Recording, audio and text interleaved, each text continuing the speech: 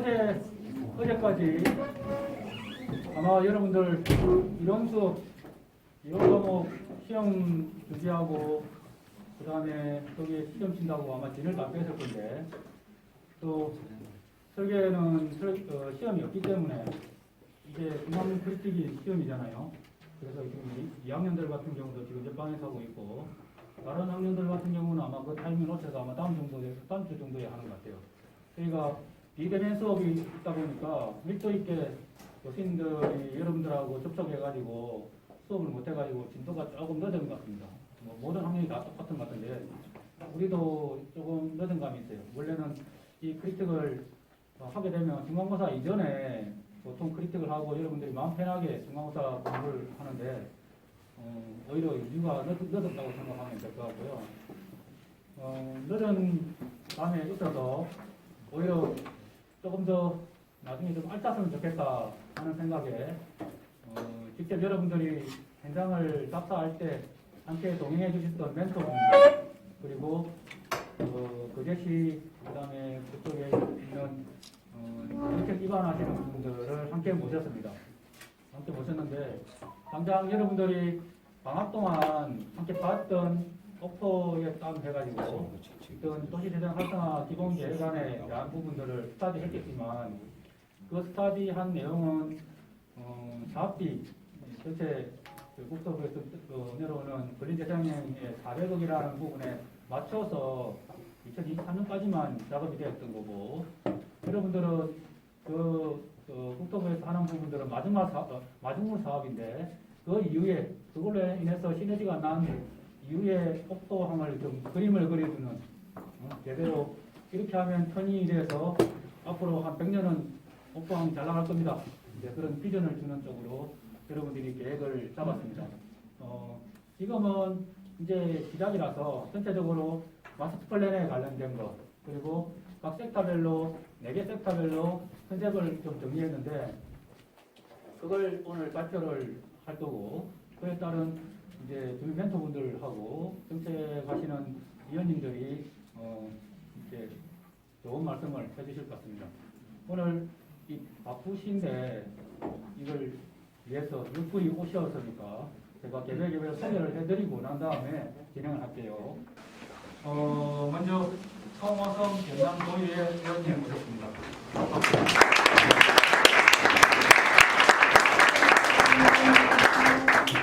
자, 다음으로 안순자 배시 의원님 모셨습니다.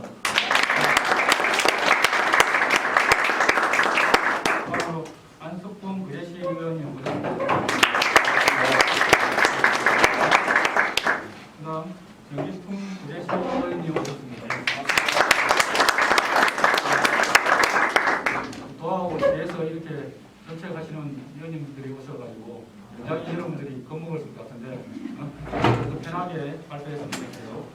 자, 다음으로 김영규 주민협의회 위원장님 많이 오셔서 김영환 주민자치 회장님 오셨습니다. 우리가 현장 개선치 할 때 이걸 뵀던 분들이죠. 황한성 주민 멘토분 멘토님 모셨습니다.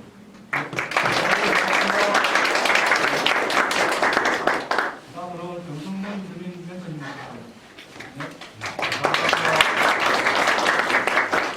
그 다음에 한진 주민 멘토분 모셨습니다. 네, 고맙습니다. 그리고 이걸 총괄적으로 우리하고 연결을 시켜주시고 여러 가지 지금 우리가 피곤하게 하는데도 불구하고 너무 상냥하게 이야기 잘해주신 성호섭 센터장님.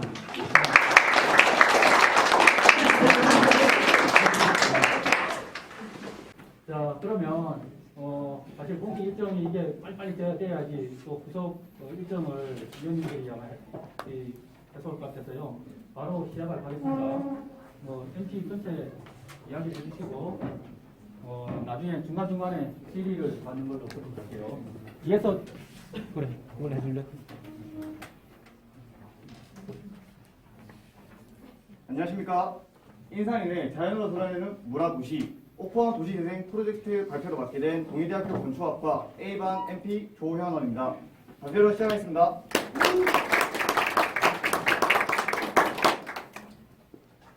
발표 내용은 비전, 분석, 각 섹터 컨셉으로 시작해 문제점과 해결 방안, 항세 계획 순으로 진행하겠습니다.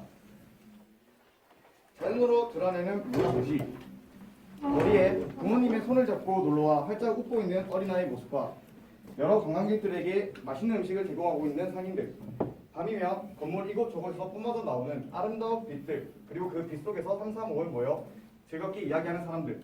이 모습이 저희가 제시하는 자연으로 드러내는 문화도시, 새로운 오포항의 모습입니다. 저희는 오포를 두 가지 관점에서 분석해 보았습니다. 먼저 자연 물리적 관점에서의 분석입니다. 지정학적으로 오포는 산으로 둘러싸인 분지 지역이며 앞에는 바다를 끼고 있습니다. 사이트 위치적으로는 위쪽의 주민들의 공간과 아래의 대우조선의 산업 공간의 완충 역할을 해주고 있습니다. 그에 따라 상업적 측면이 발달되어 있는 모습을 볼 수 있습니다. 다음은 도로를 보시겠습니다. 오포항 내에는 대우조선을 향한 세로선과 바다를 향한 가로 도로가 존재하고 있습니다.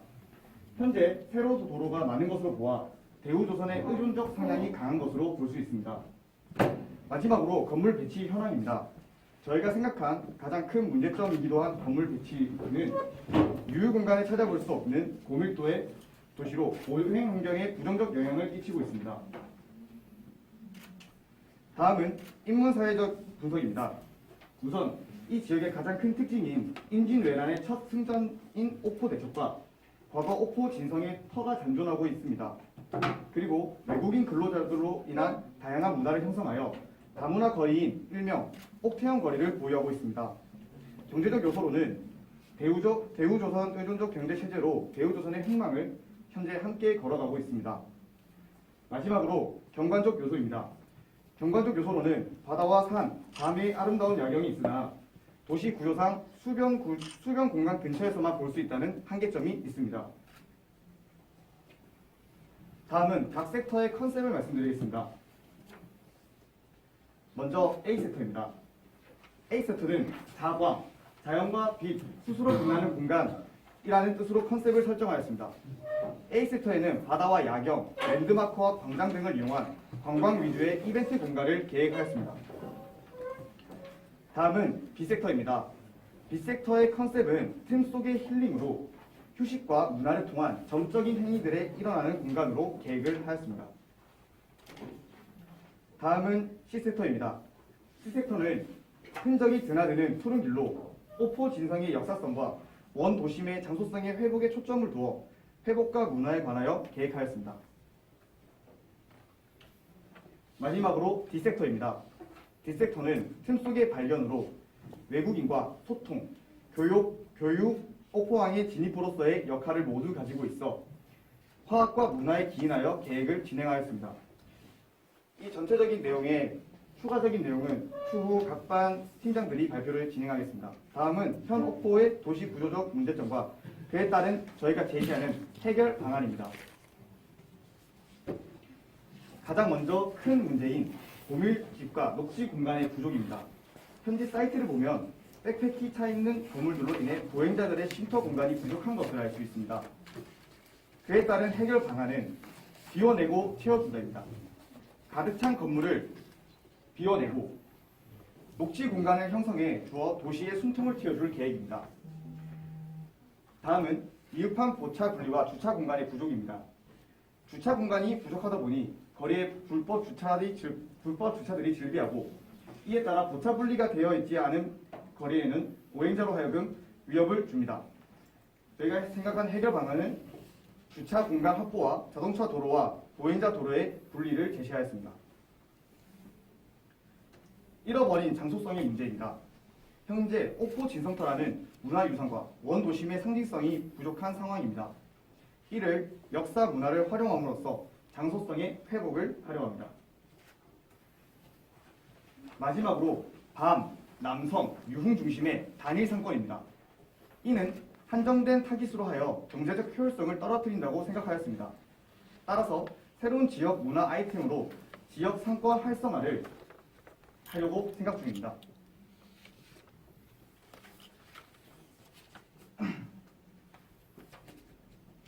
우선 각 섹터의 해지 계획을 보시겠습니다. 각 섹터는 옥포항 내에 비슷한 환경을 집합하여 설정하였습니다. 용도 계획입니다. A 섹터는 관광특구, B 섹터는 어업 지원 및 숙박시설, C 섹터는 역사적 상황을 이용한 전시 공간, D 섹터는 체험 공간 위주의 용도를 지정하였습니다. 건폐율, 용적률, 건축선에 관한 부분입니다. 가장 직접적으로 건축물에 영향을 주는 요소들로 건폐율은 현재와 같게 80%를 유지합니다. 그러나 건축선을 도로로부터 1.5m씩 후퇴시켜 대지 면적의 축소로 전체 건축 면적의 크기를 줄이는 방식을 계획하였습니다. 이로 인해 고밀집의 도시 문제를 1차적으로 해결할 계획입니다. 다음 용적률입니다. 건축 면적의 축소 비율에 맞게 용적률을 완화시켜 주어 전체 연면적의 변화는 없도록 계획하였습니다. 쉽게 말하여 건물의 높이는 올리고 통은 줄여 전체의 부피의 크기는 이전과 같게 한다는 뜻입니다. 다음은 스카이라인 계획입니다. 스카이라인은 분기 지역의 맥락과 진성터의 문화재 보호법으로 인한 고도 제한을 이용하여 진성터를 기준으로 점점 높아져 도시의 안정감을 부여하고자 계획하였습니다. 도로 계획입니다. 모형을 봐주시겠습니다. 현재 전체 도로에 대한 도로를 유지함으로써 유지합니다. 근데 저희가 생각한 이 시장길에는 시간대별로 차량 이동을 제한하고 원래 있던 랜드마크 앞에 있던 도로를 없애서 보행자 전용 도로로 만들어줄 계획입니다. 또한 B 섹터부터는 공중가로를 이용해서 시야적 다양성과 도보의 다양성으로 걷기 즐거운 길을 만들 계획입니다. 건축물 외관 환경관리 계획입니다. 옥포항 모든 곳에 적용이 되는데 건물의 일정 부피 이상을 없애 시야적 개방감을 주고 건물에서 드러낸 곳에 조경을 설치하여 전체적으로 자연에 가까우며 트인 도시 경관을 계획하고자 했습니다. 여기서 조경의 면적은 대지 면적의 30에서 40% 정도로 생각을 하고 있습니다. 다음은 특별관리계획지구입니다. 특별관리계획지구에는 랜드마크가 들어갑니다. 랜드마크는 옥포항에서 가장 상징성이 있는 건물이고 바다로서의 인지성을 상징하는 건물입니다. 그런 건물이기에 가장 높아야 된다고 저희가 계획을 하였고 그래서 용적률 완화를 적용시킬 계획입니다. 감사합니다.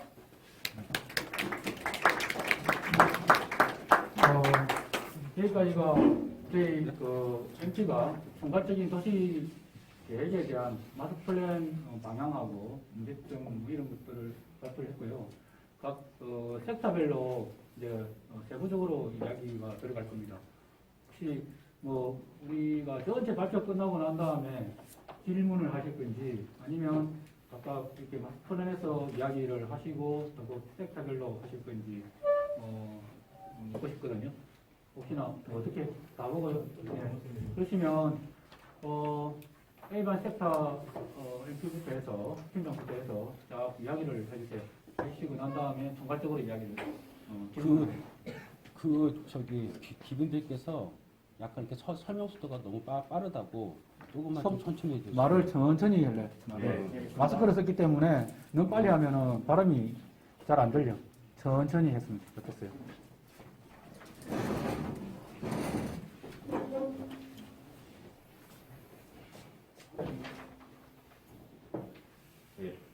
섹터별 옥포 도시재생 계획안 발표 시작하겠습니다. A 섹터 발표를 맡게 된 A번 팀장 정인영입니다. 모형에서 어디 부분에 있는지 알려주세요. 네, 알겠습니다.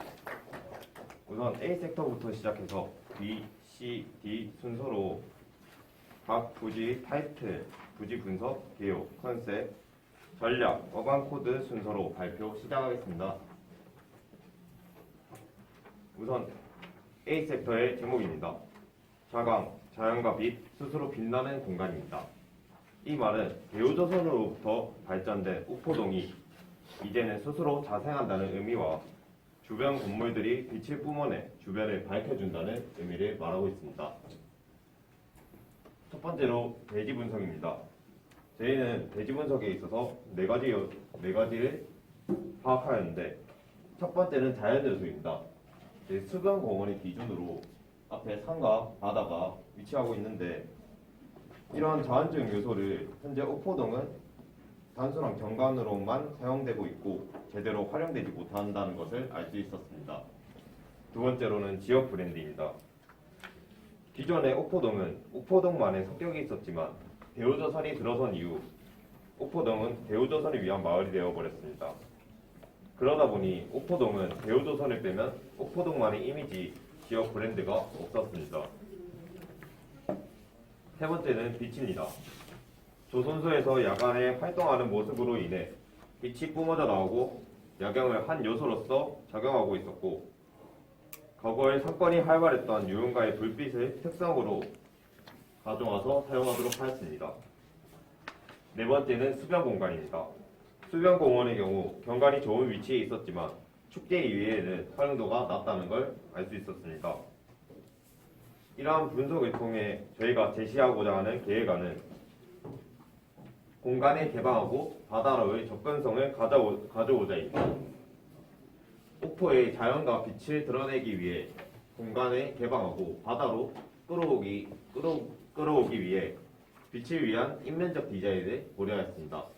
또한 건물 간의 유연한 연계를 통해서 건물 전체의 상권을 재활성화시키며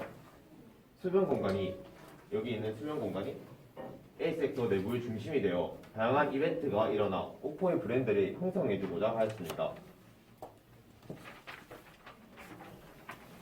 이로 인해 저희의 컨셉은 빛이 스며드는 자연의 도시입니다. 저희 섹터의 경우 빛이라는 요소가 여러 가지 의미로 많이 찾아볼 수 있었습니다. 야간에는 원래 기존에 위치했던 이곳의 상권과 여기 밑에 위치했던 조선소에서 찾아볼 수 있는 빛과 낮에는 채광을 이용한 자연광이 건물 사이사이로 스며들었습니다. 그래서 저희는 이러한 자연광과 인공광을 활용하여 낮과 밤에 상관없이 빛이 항상 뿜어져 나와 자연을 비추고 사람들이 사는데 더더욱 편리한 이미지를 만들어 보고자 하였습니다. 저희의 이러한 컨셉을 잘 드러낼 수 있는 방법으로 전략을 세 가지 구성하였습니다. 첫 번째는 보이드입니다. 1층에는 바다를 향하도록 공간을 뚫어주고 바다로의 접근성을 가져오고자 하였습니다. 또한 건물마다 충수를 다 다르게 뚫어주어서 녹지 공간을 형성하고 자연스럽게 건물 간의 동선을 연결해주고자 하였습니다. 지금 보여드리는 장면은 보이드를 활용한 사례입니다. 이 사진과 같이 뚫려있는 공간 안에서 자연적인 요소, 바다 같은 자연적인 요소를 하나의 액자처럼 담아올 수도 있으며 공간과 공간 사이에 연결을 해주어 자연스럽게 건물 간의 동선을 연결해주고자 하였습니다. 두 번째는 빛입니다. 도로에서 이격거리를 늘려주고 도로면을 바라보는 건축물에 어느 정도 창을 내주어서 거리에 자연스럽게 빛이 스며들도록 하였습니다. 또한 보이드 공간에 통한 빛과 미디어를 활용된 인면을 통한 빛이 전체적으로 퍼져서 밝게 비추는 상태를 만들어 주고자 하였습니다. 미디어적인 인공 조명을 적용한 사례로서 지금 이 사진들과 같이 밤에는 이런 미디어적인 빛이 뿜어져 나와 밤을 밝혀주고 낮에는 이런 자연광을 이용해서 오히려 자연에 스며들 수 있는 빛을 활용해 보고자 하였습니다. 세 번째는 골조입니다. 기존 구조체인 골조를 활용해서 재생의 의미를 강화시키고 공간의 개방감도 확보하고자 하였습니다. 골조를 전체적으로 적용시켜 골조 안에 건물이 있는 모습을 형성해주고자 하였고 혹은 일부만 골조를 사용해서 건물을 강조하고 싶은 부분을 강조하고자 했습니다. 지금 보이실지 모르겠지만 저희가 이 매스들을 보면은 이 갈색깔들을 골조로 사용해서 나중에 저희가 적용시킬 때 이런 식으로 방향을 가져가도록 구성하고 있습니다.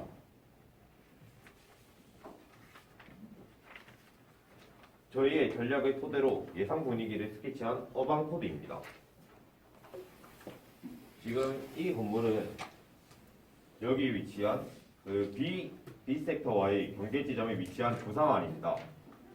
지금 현재 B 섹터와 그 C 섹터로 이어가는 다른 지점과 연계되는 위치에 있으며 이로 인해 여러 가지 매스를 배치시켜서 A 섹터로의 접근에 유도하도록 하였습니다. 다음은 저희 섹터의 중심에 위치한 이 본 건물의 구성안으로서 저희의 전략 세 가지인 골조, 빛, 그리고 골조, 빛, 자연을 활용하여서 나타난 이미지를 스케치해 보았습니다.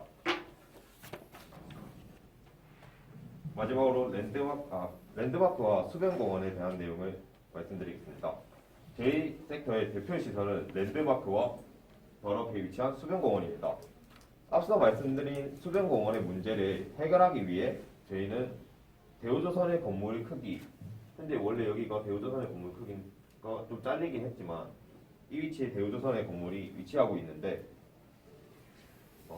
대우조선의 건물 크기를 고려해서 랜드마크의 상징성을 부여하기 위해 용적률을 완화시켜 주었습니다. 또한 랜드마크의 위치를 수변공간, 기존의 수변공원이 있던 위치로 이동을 시키고 랜드마크 대지에 광장을 기존 랜드마크를 지어질 위치에 광장을 형성해서 광장의 활용성을 증가시켰습니다. 랜드마크에 들어갈 프로그램은 미디어 프로그램 중심 복합 문화 공간을 형성하고 주변 연계 프로그램을 통해 새로운 오프 브랜드를 형성하고자 하였습니다. 다음은 랜드마크에 대해 사용했을 때 사례 이미지이며 이러한 사례 이미지를 융합하여 수변공원 앞에 랜드마크를 새로 설계할 예정입니다. 마지막으로 동선 설명하고 마치도록 하겠습니다. 지금 그림을 보시면 하늘색으로 표시된 것이 1층의 동선이며 갈색으로 표시된 것이 2층 이상의 동선입니다. 현재 보시면 이 공간이 수변공원이고 여기가 랜드마크 지점, 광장, 그리고 저희의 부속 건물들이 여기 위치할 예정입니다. 바다에 향한 축을 보이드를 뚫어주어 사람들이 1층에서 바다와 광장으로 쉽게 다가갈 수 있도록 동선을 연결했고 2층 이상에부터는 각자의 프로그램과 연계해서 지상 위로 변화될 수 있는 그런 동선을 기획하였고 지금 이 부위가 여기 있는 단면 계획도인데 만약 저희가 2층에서 각 층에서 상가가 있다면 그 상가마다의 프로그램을 다리를 연결시켜 주어서 서로 다른 건물들끼리 동선을 연결해 주고자 하였습니다. 예, 이상입니다.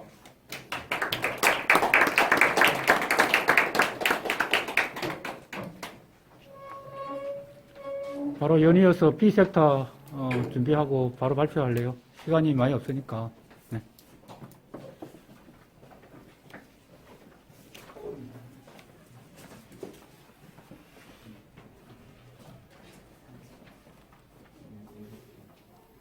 안녕하십니까. B섹터의 계획의 발표를 맡게 된 인력권 정대봉입니다. 저희는 오프항의 특징을 살려서 공간과 공간 사이 자연 속에서 쉬어가는 이미지를 그려냈고 오프항의 타이틀을 틈 속의 힐링이라고 정했습니다. 오프항의 현황을 조사하며 몇 가지 이슈를 채택하게 됐는데 크게 자연, 내리지, 나대지로 구분할 수 있습니다. 첫 번째로 자연입니다. 오프항은 앞으로 바다, 뒤에는 산을 끼고 있어서 자연을 활용할 수 있는 지역적 가치가 우수합니다. 하지만 현재 오프항은 자연적 요소를 전혀 활용하지 못하고 자연과 단절이 일어난 양상을 보입니다. 둘째로 어업입니다. 어업은 과거에서 현재까지 이어지는 산업의 형태입니다. 하지만 현재 도시 재생 사업이 생업을 침해받을 것에 대해 우려의 목소리가 높아지고 있습니다. 셋째로 매립지입니다. 오프항은 과거 해안가 인근 모래 사장이 있었던 땅을 매립해서 항구를 만들었고 정돈된 가로 계획을 진행했습니다. 하지만 정돈된 가로 계획으로 인해 불우불한 골목길이 특징으로 나타내는 옥포의 성격과는 대비되는 결과를 초래했습니다. 마지막으로 나대지입니다. 나대지는 기존의 횟집거리가 성행했던 곳입니다. 하지만 이용객의 급강으로 몇몇 소규모 횟집 위에 폐업 및 철거되어서 나대지로 남아있습니다.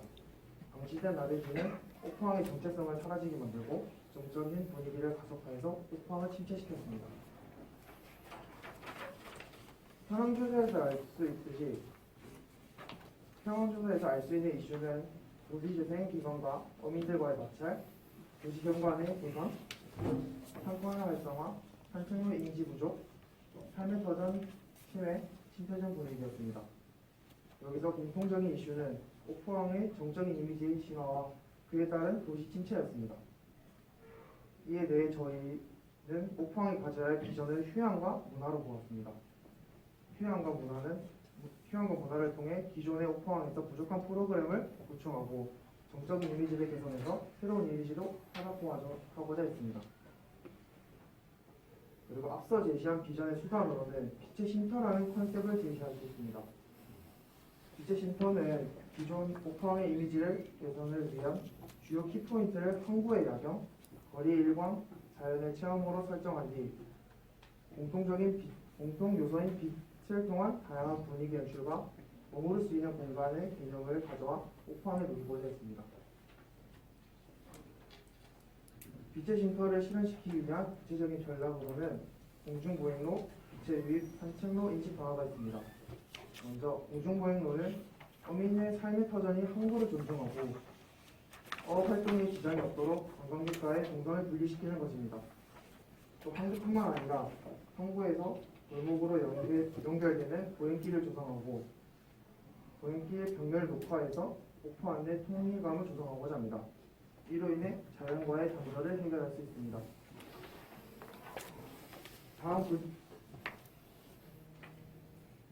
다음 그림을 보시면은 공중가로를 옥포에 적용시킨 하나의 타입입니다. 공중가로가 생기면은 이 밑은 단점이 생길 수밖에 없는데 그 점을 보완해서 하나의 이벤트적 요소를 접목시켰습니다. 보시면 기둥과 기둥 사이에 녹화가 되어 있음을 확인할 수 있습니다. 이로 인해서 지루하지 않는 보이길 형성이 가능해졌습니다. 밑에 사진들은 그거에 대한 사례로 하나의 예시를 들고 왔습니다. 다음으로는 빛의 유입입니다. 빛은 사람에게 공간의 다채로운 모습을 보여주고 새로운 지각적 체험을 주는 역할을 합니다.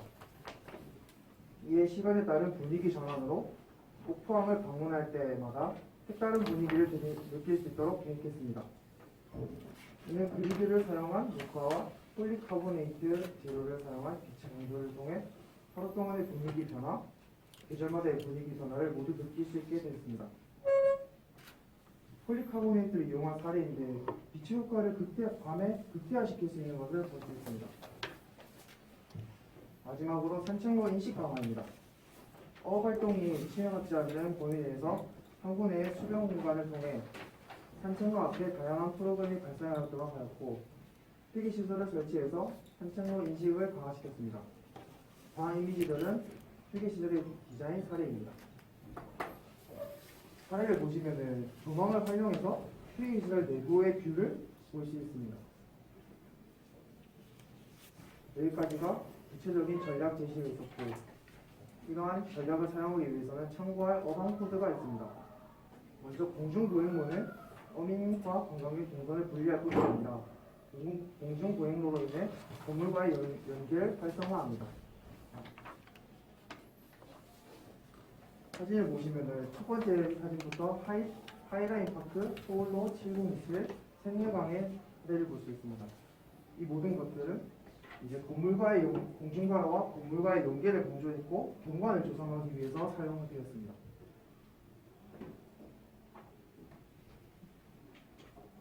그리고 이제 아까 그 사례를 참고로 해서 패널을 보시면은 A구역 수변공원에서 이어지는 동선을 따라서 이제 공중보행로가 이렇게 형성이 되는데 항구를 따라서 직선적인 연결이 끝이 아니라 내부로 연결을 시켜가지고 이제 건물과의 연계를 강화시켰습니다.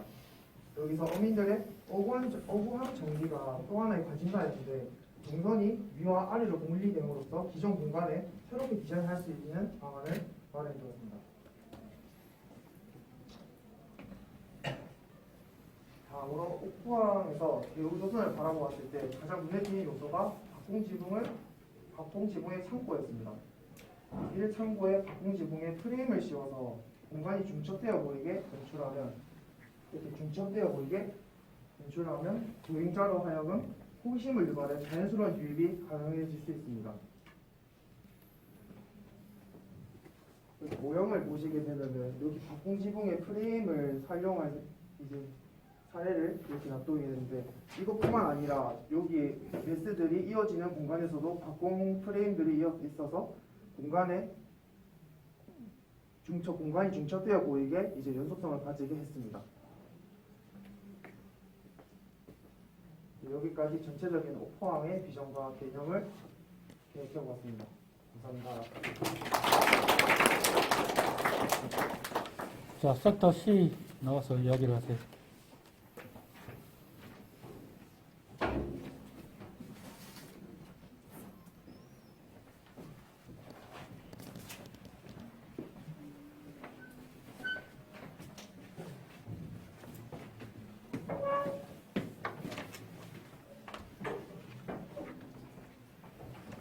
네, 반갑습니다. C섹터 주제를 발표할 C섹터 MP 한시군입니다.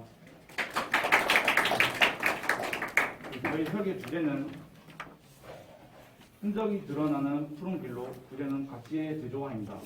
옥포가 가지고 있는 정도성을 저희는 회복이라는 키워드로 복원하고자 합니다. 희미해져가는 이 지역 역사성의 가치를 옛것과 새로움의 제조화를 통해 그 이상의 가치를 만들고자 합니다. 네, 옥포동은 다들 아시다시피 김진애는 당시 이순신 장군의 첫 승전으로 유명한 옥포대첩에 일어났던 진성이 위치한 곳입니다. 하지만 심각한 보존 및 관리 상태로 사실상 일반 가격진 돌담과 다른 바 없는 그런 현실을 보여주고 있습니다. 과거 옥포동은 1490년부터 조선시대 옥포진이 생겨나면서 거제 해안 방어시설 중 하나인 전역적 요충지로 중요한 거점시설 중 하나였습니다. 하지만 일제강점기 시절부터 성벽이 점차 훼손되어 옥포 진성의 잔재들이 역사 속으로 사라져가고 있는 것을 확인할 수 있었습니다. 현재 진한 빨간색 있는 부분이 일제강점기 시대에 남아있던 옥포 진성 부분입니다. 하지만 이마저도 대우조선이 생겨나고 대우조선 대우제로 도시화가 진행되면서 남아있는 진성터마저 도시화 개발 속에 묻히기 시작합니다. 네, 계속되는 개발 끝에 현재 성해라고 할 수 있는 잔재는 다들 아시다시피 화면에 보이는 진영밖에 남지 않게 되었습니다. 현재 부분 남아있는 성터마저도 성터라고 보기 힘든 형태를 가지고 있습니다. 무분별한 난개발과 소중한 역사적 가치 인식의 부족으로 옥포 진성은 훼손되었고 그 가치는 상실되고 있습니다. 또한 옥포 진성이 문화재로 등록되자 개발 제한으로 인해 옥포동 일대의 주민들조차 오히려 옥포 진성의 가치를 매물단지로 전략이 되었습니다.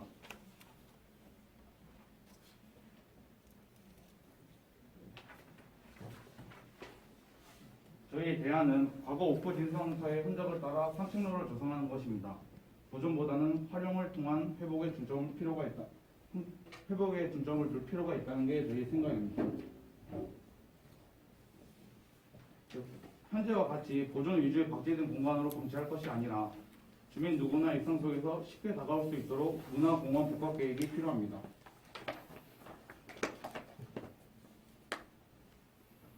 이를 위한 첫 번째 전략은 옥포의 정체성 회복과 자부심 부여입니다. 과거 옥포대첩 이순신 장군의 첫 승리라는 가치를 스토리텔링화하여 주민 누구나 일상 속에서 쉽게 다가올 수 있는 옥포 진성 산책로를 제시합니다. 산책로를 걸으며 스토리텔링을 활용한 다양한 이벤트 공간을 마주하게 될 것입니다. 네, 다음은 옥포 진성터를 활용한 산책로의 구체적인 전략입니다. 저희는 전차적인 선형 산책로의 연결을 이용해 보이드를 활용하여 기존의 노후화된 건물 위주로 길을 비워 확보하고 부분적으로 리모델링을 통해 내부 공간형의 산책로를 계획했습니다. 보시면 저희는 이렇게 T의 형태로 한 지성터 추정 지성터를 형태로 한 옥보 지성터의 3층로를 조성하였습니다. 이 길의 폭은 최소 4m에서 최대 8m에 따라 필요에 따라 8m까지 계획이 될 예정입니다. 또한 쾌적한 도보 생활권을 위해 길의 양옆으로는 녹지를 조성할 계획입니다. 다음은 잔존 성벽을 복원하는 방법입니다. 잔존 성벽을 건물 내부에 복원하고 보이드와 틈을 활용한 다양한 시각적 장치를 통해 전시를 하는 방법입니다. 진성터의 잔재가 가장 많이 남아있는 부분에는 역사관을 만들 것입니다. 보이는 사진처럼 이곳에는 진성터의 일부를 복원시켜 역사관 내부로 사람을 끌어들여 역사를 직관적으로 보고 느낄 수 있는 공간을 조성할 것입니다. 이 역사관은 여러 타입의 틈이라는 건축적 기법을 활용한 공간으로서 틈을 통해 들어오는 다양한 빛들로 진성터를 다양한 시각으로 볼 수 있도록 공간을 구성할 것입니다.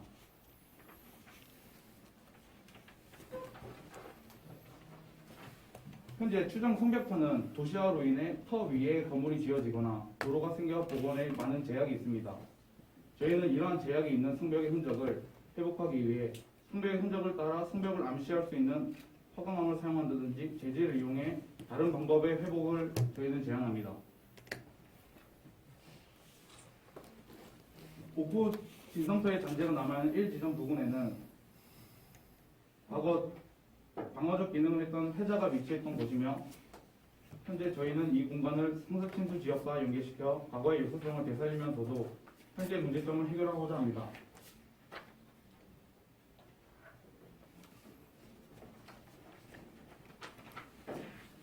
다음은 어반코드인데요.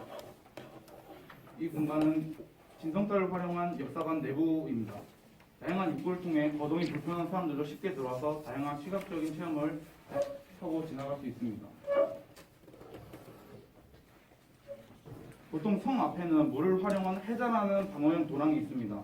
지금 옥포 진성터 남문 앞에는 해자가 복개되어 있습니다. 이 해자를 복원하여 한층로의 수공간으로 활용하면 어떨까 생각을 해보았습니다.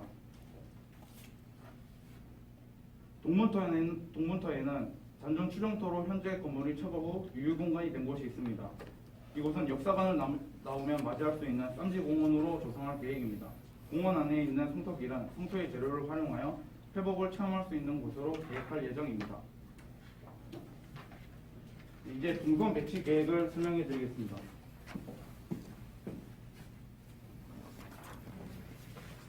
저희 사이트를 보시면 진성터의 옛 흔적을 복원한 3층로를 이렇게 조성을 하였습니다. 이때를 중심으로 저희는 전체적인 공간을 디자인해 보았는데요. A는 일단 기존 주거지역입니다. 기존 주거지역, 그리고 B는 시장길입니다. C는 저희 공원 안에 거점 시설이 들어갈 예정입니다. 그리고 D는 상습침수 구역입니다. 일단 A는 일단 기존의 건물 상층로를 저희가 연결을 해야 되기 때문에 방해되지 않도록 필로티나 보이드 공간을 줘 1층에는 열린 공간을 주고 충분한 거리를 유지하도록 하였습니다. B는 시장길은 진성터의 동문과 서문을 거치는 사이트 내에서 가장 오래된 길목으로 이 시장길에는 역사를 중심으로 한 상업 프로그램을 연계할 것입니다. 또한 시장길 양옆으로 총 3m를 이렇게 세택을 시켜주어서 시장길의 원활한 사용과 환경을 개선시켜 주었습니다. 시는 각각 박물관, 옥포교회, 지역자산 교육 공간으로 활용할 예정입니다. 옥포교회는 옥포 진성에서 옛 관합터가 위치했던 곳으로서 옛 기능을 모티브해서 복합 커뮤니티 센터로 다시 한번 그 역할을 찾아줄 것입니다. 현재 잔존에 있는 진성터의 남쪽 부근에는 과거의 성벽을 방어하는 역할이었던 해자가 위치하고 있습니다. 현재는 복개천으로서 이 아래로 물이 흐르고 있는데 저희는 이곳을 상습 침수 지역과 연계를 하여 침수 방제 공원을 조성해야 하여 과거의 흔적을 복원하면서도 현재의 문제점을 해결하기 위한 방안을 마련하였습니다. 도시가 가진 흔적은 가능한 보존이 되어야 합니다. 우리가 가지고 있는 역사적 흔적은 미래 세대에게 중요한 역사적 자산이 되고 기억되어 바로 도시의 정체성과 역사적 뿌리를 형성한다는 점에서 품격 있는 도시로 발전하게 될 것입니다. 이상입니다.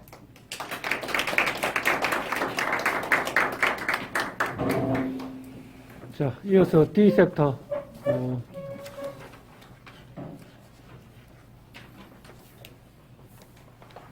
옥태원 거리 쪽.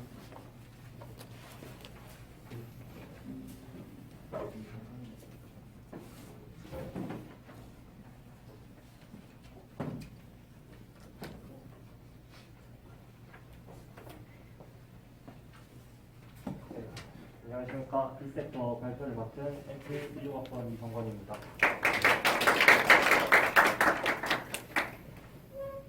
우선 저희 섹터의 제목은 틈 속에서의 발견, 사이에서 다양성이 나타나다입니다.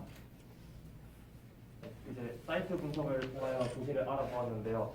우선 첫 번째로 밀집된 유흥시설이 있습니다. 옥태원 거리를 중심으로 길과 맞닿아 있는 곳에 이제 1층이 거의 유흥시설로 이루어져 있고 그에 따라 도시는 낮의 기능을 완전히 상실하게 되는 문제를 보이고 있습니다. 두 번째, 휴식 공간의 부족입니다. 현재 옥포동 중에서도 이 섹터는 매우 고밀도의 건물의 밀집을 보이고 있습니다. 그래서 현재 길을 따라 걷기만 할 뿐 중간중간 쉬거나 사람들이 모일 수 있는 휴식의 공간이 매우 부족합니다. 세 번째, 시설 간의 충돌입니다. 유흥시설의 과밀로 교육적 측면의 부지와 맞닿아 있어서 이제 유흥과 교육의 기능 간 충돌이 일어나고 있습니다. 현재 거제시 내의 교육시설은 11.4%, 옥포동의 교육시설은 1.4%로 거제시의 교육시설의 분포보다 옥포동에는 11배나 작은 시설을 가지고 있다는 것을 알 수 있고 옥포동 내 교육시설이 늘어나야 한다는 사실을 알 수 있었습니다. 네 번째, 보행 환경입니다. 현재 도차 분리가 전혀 되어 있지 않고 오직 차도로만 길이 형성되어 있습니다. 이에 따라 주민들은 도시의 길을 걸을 때 편하게 걷는 길이 아니라 항상 긴장감을 가지고 걸어야 되는 불편함과 위험함을 느끼게 됩니다. 이에 따라 도시를 움직이는 이용자들이 점점 줄어들고 있고 길의 분위기는 삭막해지고 있습니다.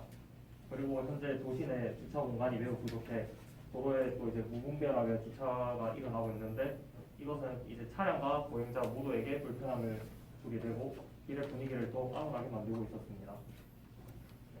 앞에 분석을 통해서 현재 B섹터는 폐쇄성을 가진 도시라는 것을 알게 되었습니다. 다음 문화 중심, 폐쇄적인 건축물, 어른 중심의 도시, 건축물의 과밀집 등 이러한 많은 요소들이 도시를 폐쇄적으로 만들고 있었습니다. 이러한 분석을 토대로 이 도시는 닫혀있는 도시에서 열려있는 도시로 바뀌어야 된다는 것을 알게 되었습니다. 방문화 중심에서 방과 낮 모두 활발한 도시, 폐쇄적인 인면이나 도로 등을 개방성을 가진 건물로 바꾸고 어른 위주의 프로그램은 전 세대, 전국적인 사람들이 함께 어울려 지내는 도시로 사람들이 돌아다니고 싶은 도시, 건축물의 범위를 줄이고 그 공간에 자연을 삽입해 사람들이 머무는 도시로 재탄생시켜야 합니다. 저희의 컨셉은 사람이 스며드는 생애 도시입니다. 앞서 분석한 내용에서 이제 이 섹터만의 특징을 살려 층이라는 요소를 사용해 사람들을 모으는 장소를 만들 것입니다. 도시의 과밀집을 해결하고 열어주며 거기서 생기는 틈 속에서 남녀노소, 내외국인 모든 다양한 사람들이 모이고 머무르며 소통을 하는 공간으로 재탄생될 것입니다. 저희의 전략으로는 우선 보이드가 있습니다. 전체적으로 폐쇄적인 분위기의 도시를 개방적인 도시로 만들기 위해서 공간을 비우는 작업이 필요했습니다. 그러한 것을 보이드라는 건축적 장치를 이용할 것입니다. 고밀집의 도시를 보이드 공간 이용에 비우고 그 공간에 자연을 삽입하여 휴식 공간으로 제공하여 사람들이 머물 수 있는 공간을 만듭니다. 공간을 비워내거나 시각적으로 개방감을 느낄 수 있는 재료를 사용해 닫혀있는 도시를 열린 도시로 만들 것입니다. 두 번째 전략은 광장입니다. 이 광장은 아까 보이드 개념의 연장선상인데 각 블럭을 이제 기능에 맞추어서 재배치함에 따라 블록 내 과밀집된 곳을 비워서 궁정 형태의 광장을 형성하였습니다.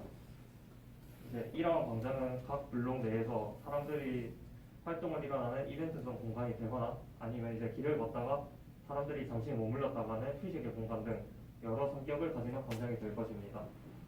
각 블록의 기능에 맞추어서 각자의 광장은 자신만의 정체성을 가짐에 따라서 그런 다양성을 나타낼 수 있습니다. 이제 앞에 선임 같은 경우는 광장들이 이제 활동적인 공간으로 유지될 수 있도록 사용하는 어반폴리입니다. 어반폴리란 이제 쉽게 말해 조형물인데 이제 일반적인 조형물과는 다르게 사람들이 들어가거나 걸터 앉거나 하는 등의 행위가 일어날 수 있는 하나의 활동적인 조형물입니다.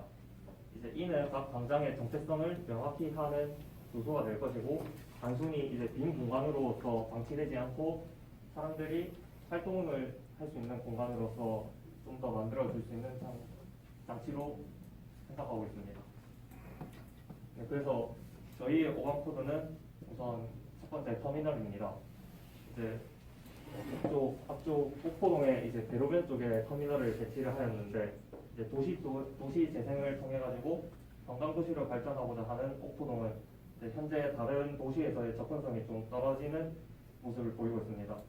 이러면 이제 나중에 관광객 유치를 할 때 한계점을 느끼게 될 것이고 이제 해외 도시 재생 사례들을 보면은 교통적 접근성이 매우 높습니다. 이러한 자료들을 토대로 옥포동으로 접근성을 높이고 이제 이 공간 안에서 도시의 이제 부족한 주차 공간도 같이 해결할 수 있는 교통허브 시설을 배치해가지고 이 시설은 이제 옥포동으로 들어오는 첫 관문으로서의 이 역할을 수행할 것입니다. 네, 두 번째 거점 시설입니다. 이제 기존 주민센터가 이쪽에 있었는데 이제 랜드마크가 들어옴으로써 이제 적절한 위치로 이전돼야 하는 필요성을 느꼈습니다. 이에 따라서 원룸이 있는 이제 이쪽 원룸 밀집 지역과 이제 중심에 아파트 단지가 밀집되어 있는 공간에 중심점에다가 배치를 하여 이제 지역 주민들과 외국인들이 같이 사용할 수 있는 허브 시설, 주민자치단체의 활동 장소 및 이제 각 단체가 활동할 수 있는 커뮤니티 공간 등을 배치해서 도시 내 거점 시설 역할을 수행할 것입니다. 다음 옥태원 거리입니다. 현재 옥태원 거리는 길로서 무분별하게 퍼져 있는 옥태원 거리를 인해 가지고 이제 여러 기능들과 충돌이 일어나는 모습을 보이고 있습니다. 이제 특히 이제 초등학교 쪽에 교육 시설과 충돌이 일어나게 되는데 이를 커뮤니티 시설을 통해 그런 성격들을 완화를 시키고 또한 이제 상업과 유흥을 강화하되 기존의 방문화로 치중된 것이 아니라 낮 프로그램을 제시를 해서 낮과 밤 모두 활발한 활동이 일어나는 새로운 모습의 옥태원 거리를 걸을 수 있도록 계획을 할 것입니다. 네, 다음으로 동선에 대해서 얘기를 하겠습니다.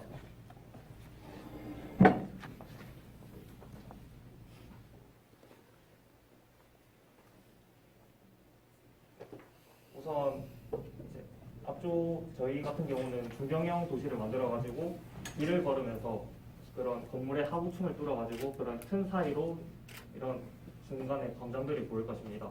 길을 걷다가 틈 사이 속에서 활동이 일어나는 광장들이 보이면은 사람들은 길을 걷다가 거기서 이제 호기심을 느끼고 광장으로 진입할 것이고 이 광장에서 다시 건물들로 퍼져나가지고 도시 전체적인 그런 기능들을 할 수 있도록 시장길을 따라서 광장으로 진입을 할 수 있게 하거나 아니면 각 건물들에서 광장으로 진입을 해서 또 다른 건물로 넘어갈 수 있는 그냥 계속 유기적인 그런 동선 체계를 계획을 해서 사람들이 계속 돌아다니는 도시로 만들고자 했습니다. 네, 이상으로 발표를 마치겠습니다.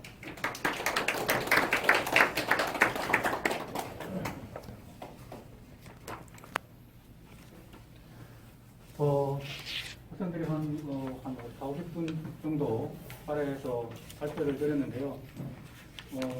일부 이야기 속에는, 프로그램 속에는 기존에 주민센터가 어디에 설치된다든가 아니면 도시 기능상으로 픽스된 기능이 어디에 배치된다는 게 있습니다.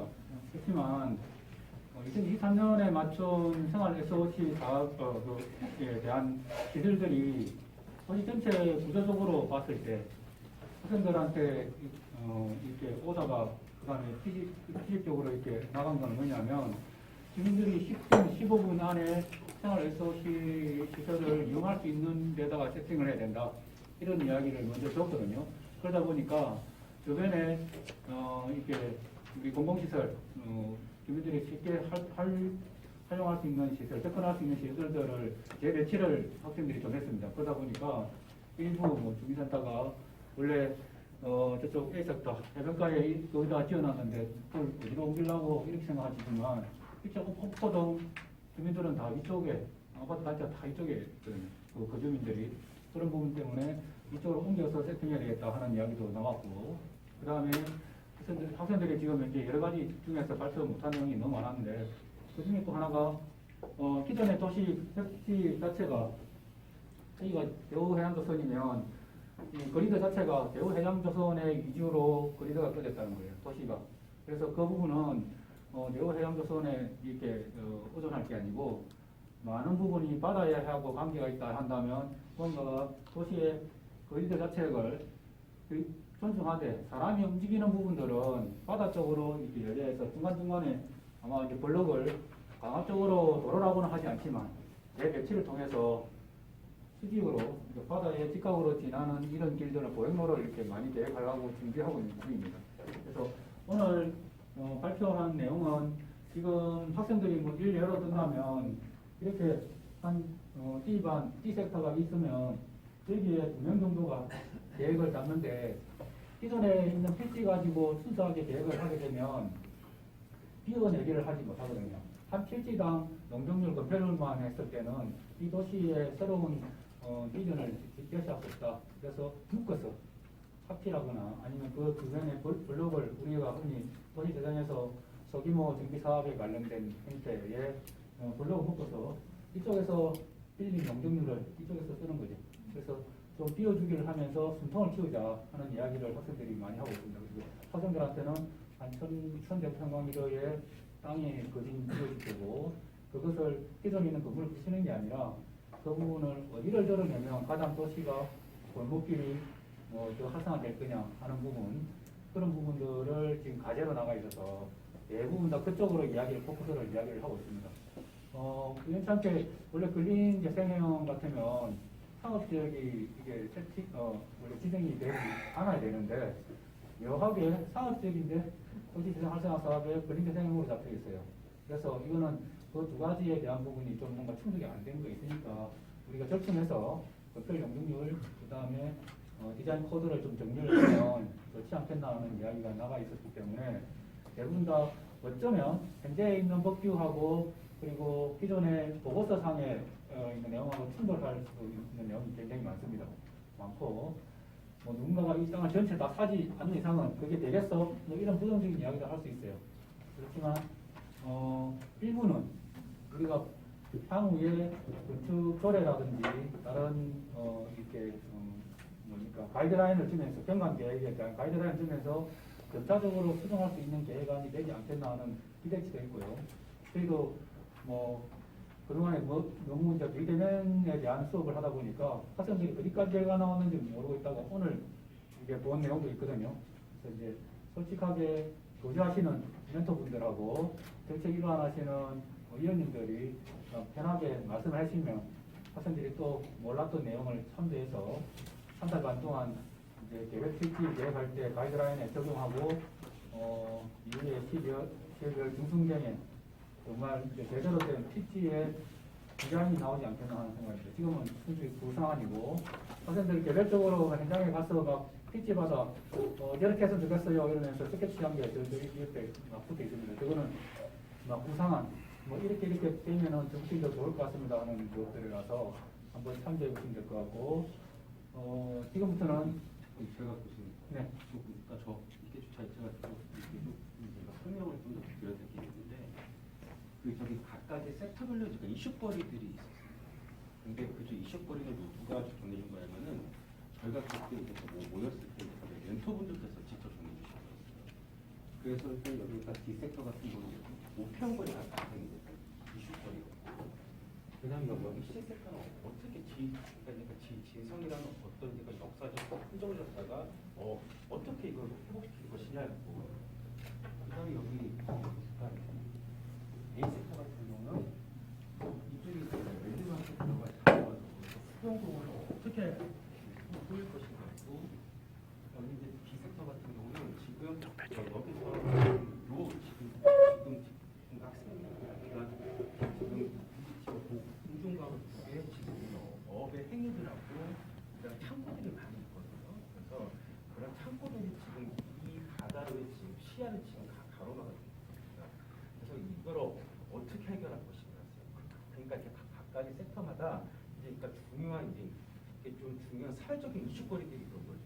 그래서 아까 이제 학생들이 말했던 것처럼 여기는 이제 저도 그랬지만 이제 여기 타 지역에서 이제 여기를 방문한 가장 첫 관문이 되는 곳인데 첫 관문이 지금 너무 지금 아까도 그 학생들이 말했지만 굉장히 좀 다 닫혀 있다는 거죠. 그래서 그거를 이제 열어줬다가 이제 핵심이 되겠고요. 그 다음에 여기 같은 경우는 이 진성을 살리기에는 근데 이게 좀 한계가 많은 거죠. 왜냐면은 지금 사실상에 이 C섹터 같은 경우는 사실 조선시대 배순재가 과거로 가다 보면은 그러니까 진정한 그러니까 진정한 오포의 도시의 그런 이제 그러니까 그런 도시의 그런 계획은 여기가 그나마 지금 제일 많이 남아 있는 곳이거든요. 다른 데는 지금 다 보면 이렇게 그러니까 지금 보면 현대나 그 근대에 들어와서 제가 계획이 된 곳이란 말이죠. 그래서 여기도 최대한 그러니까 저희 보면은 A부터 B섹터까지 그러니까 건물을 갖다가 멸시하는 그러니까 행위를 최소화하자가 어쨌든 처음에 시작한 거였습니다. 그래서 뭐냐면은 기존의 건축물들은 그러니까 기존의 건축물들 갖다가 최대한 존중을 하자고 그러셨어요. 그래서 이제 여기도 보면은 아까 설명과는 약간 좀 차이가 있는 게 뭐냐면은 지금 기존의 건축물들을 그러니까 최소화, 그러니까 건축물을 최소화 시키고 있고 이런 진성이 어떤 이제 그러니까 수직적인 걸 갖다가 이제 그 수평적으로 가가지고 그러니까 이제가 진성을 따라가다 보면 이런 데가 보면 이런 데 제가 도로들도 있다 보니까 이런 데도 유럽처럼 이제 그러니까 바닥에 그런 좀 그런 이런 데니까 바위들을 보면은 차가 세게 아주 이제 고속으로 가다가 약간 이렇게 좀 수업하는 그런 것도 있거든요.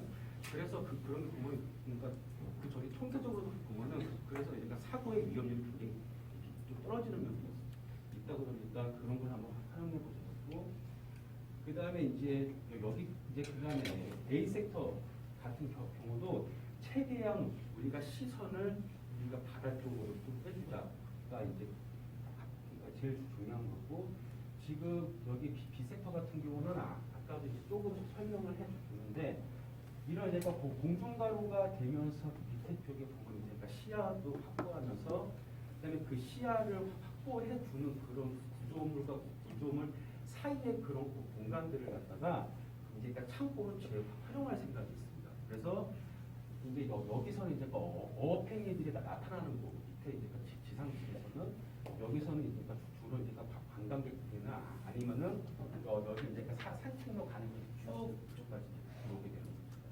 근데 여기도 마찬가지로 여기서 보는 이제 그러니까 그런 자연이 여기서도 이제 계속 그 자연이 계속 연결된다고 생각하시면 되고요. 지금 여기는 안 나왔는데 여기 보니까 굉장히 커다란 건축물과 커다란 이제 공장들이 많거든요. 그래서 여기서 이제 이 도시를 갖다가 이제 바다, 그러니까 이쪽에서 바라볼 때는 거진 여기 이제 그러니까 조선해양 건축물들 거의 다 이제 그러니까 그 저희 각공지붕의 형태를 가지고 있어요. 왜냐면 창고가 많다 보니까. 그래서 우리가 지금 보면 처음에 시작할 때가 제가 마지막으로 말씀드린 게 뭐냐면은 이 옥포라는 도시가 대우조선 해양 때문에 생긴 도시가 아니고 옥포가 입고되어 이제 그러니까 조선해양이 있다. 쉽게 말해서 지금 현재는 주객이 약간 조도된 듯한 느낌인 거예요. 그래서 이제 그러니까 이 둘을 갖다가 이제 옥포라는 걸로 이제 그러니까 위치를 다시 우리가 재정리하고 그러니까 이제 조선해양은 그거에 그러니까 대국이 있다라는 걸 이제 하기 해서 이 조선해양을 처음에 이렇게 좀 버리고 가자라고 좀 그렇게도 나왔지만 아니다 우리가 이런 걸 좀 협력하면서 가자가지고 이쪽에 그런 합법 형태를 많이 따온 질문도 있습니다. 그래서 어쨌든 간에 이제 마지막으로 이제 제가 말씀드린 거 보면 그 각각의 섹터마다 여기 이제 그 주변 멘토분들께서 말씀하셨던 이제 핫 포인트 되는 그런 이슈들이 있었고 그거를 토대로 해서 지금 이제 학생들이 기교력을 한 거였고요. 그 다음에 최대한 건축물을 갖다 우리가 존중해주자. 그러니까 이제 그렇게 프로젝트가 진행됐다는 말씀입니다. 시간이 1시간 넘었거든요. 잠깐 시시로 질문을 하시겠습니까? 아니면 다른 일정 때문에 그냥 연속해서 3, 40분 그냥 하시겠습니까?